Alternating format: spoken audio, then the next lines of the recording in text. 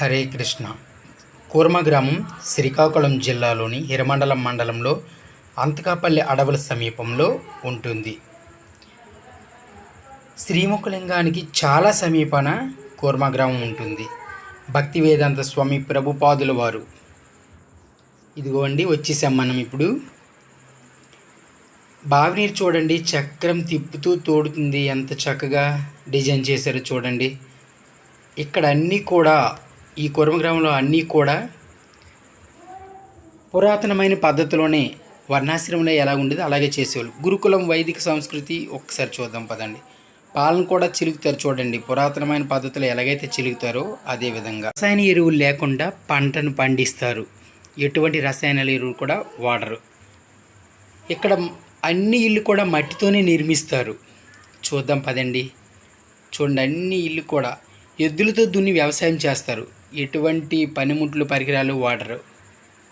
రసాయనాలు లేకుండా కూరగాయలు కూడా పండిస్తారు. సంధ్యావందనం అందరూ కలిపి ఒకేసారి చేస్తారు. సంకీర్తనలు చేస్తుంటారు. ఇక్కడ చూడండి, అందమైన పూల తోట ఎంత చక్కగా ఉందో. రకరకాల పూలు కూడా ఇక్కడ పండిస్తూ ఉంటారు. పురాతన పద్ధతిలో సున్నం తయారీ, సిమెంట్ కూడా ఉపయోగించరు.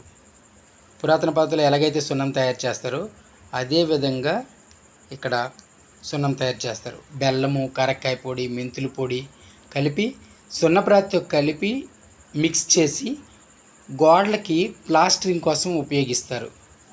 అలాగే ఇటుక పైన ఇటుక పేర్చి ఒక గోడగా నిర్మించడానికి చూడండి, ఆయన బంకమట్టి ఇక్కడ చూడండి గోడ ఎంత చక్కగా కట్టారో. బంకమట్టితోనే కడతారు. ఇక్కడ ఉన్నవన్నీ పురిళ్ళు మట్టితో కట్టినవే. నివాసి ఇల్లు ఒక ఆయన దగ్గరికి వచ్చి చూడండి, కిందంతా మట్టి మట్టి మట్టి నేలపైన పేడతో అలుకుతారు. చూడండి, అంత ఎటువైపు చూసినా ఇల్లు మొత్తం పేడతో అలుకుతారు. కుంకుడుకాయలతో తలస్నానం చేస్తారు. బట్టలు కూడా కుంకుడుకాయలతోనే ఉతుకుతారు. ఇక్కడ ఎటువంటి వ్యాధులు వచ్చే ఛాన్స్ కూడా ఉండదు. ఎందుకంటే అన్నీ పురాతనమైన పద్ధతులే. సబ్బులకు బదులుగా సున్నిపిండిని కూడా వాడతారు. చూడండి, అందమైన పూల చెట్లు. మనకు అన్ని రకాల దేవుని సంబంధించినటువంటి అన్ని బుక్స్ ఇక్కడ దొరుకుతాయి. శ్రీమద్ రామాయణము, భగవద్గీత లాంటి అన్ని రకాల దేవుడికి సంబంధించిన పుస్తకాలు దొరుకుతాయి. ఇక్కడ కరెంట్ ఉండదు, సెల్ ఫోన్ ఉండదు, టీవీలు కూడా ఉండదు.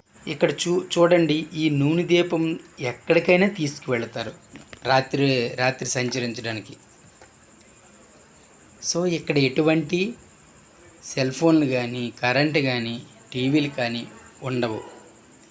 బయటికి వెళ్ళాలంటే ఆ నూనె దీపంలో నూనె వేసి తీసుకెళ్తారు. రూఫ్ కూడా చూడండి ఎంత చక్కగా పెంకుటిల్లతో ఉన్నది. సంధ్యావందనం అందరు కలిపి, పిల్లలు పెద్దలు అందరూ కలిపి సంధ్యావందనం చేస్తుంటారు. హరే కృష్ణ సంకీర్తనలో అందరూ పాల్గొంటారు. అమ్మాయిల అబ్బాయిలను తేడా లేకుండా. మగ్గంపై బట్టలు నేస్తారు. బయట బట్టలు వీళ్ళు వేసుకోరు. ఆ మగ్గం చూడండి వణుకుతున్నాడు. ఉడికి బట్టలు నేస్తారు. ఎటు చూసినా చక్కని పచ్చనైన తోటలతోని కొండల మధ్య ఎంతో చక్కగా అలరారి ఉండే కూర్మ గ్రామాన్ని తప్పనిసరిగా జీవితంలో ఒక్కసారైనా సందర్శించాలి. ప్రతి ఒక్కరు కూడా సందర్శించి అక్కడ ఉండే పురాతనమైన పద్ధతులన్నీ తెలుసుకోవాలి. సంకీర్తన భవనానికి వచ్చాం చూడండి.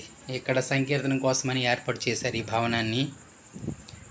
మళ్ళీ ఇంకా అలా మనం ఇంకా ముందుకెళ్తే వర్ణాశ్రమ కళాశాల. ఇక్కడ చేతి వృత్తులన్నీ కూడా ఇక్కడ నేర్పుతారు. ఇప్పుడు మనం చూసాం కదా మగ్గంపై ఎలా నేస్తారు అనేది. ఆ విధంగా ఇది ప్రధాన దేవాలయం. సో ఇక్కడ అందరు కూడా వచ్చి భక్తులు భజన చేస్తూ ఉంటారు. ప్రధాన ప్రార్థన మందిరం ఇది.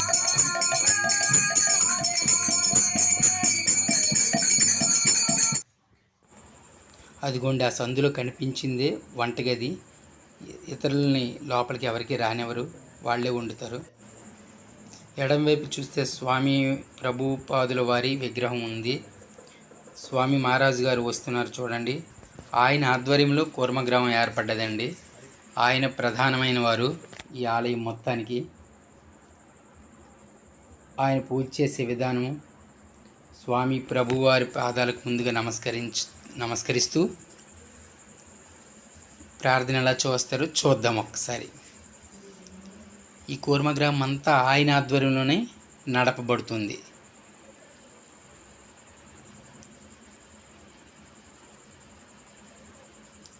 ఆ కాషాయ వస్త్రం కట్టుకున్న ఆయనే మహారాజు గారు.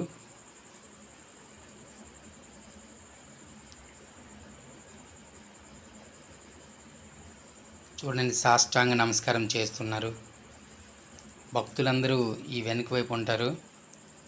ఆ సీట్లో ఆసీనులై ఉంటారు. ఆ సీట్లో కూర్చొని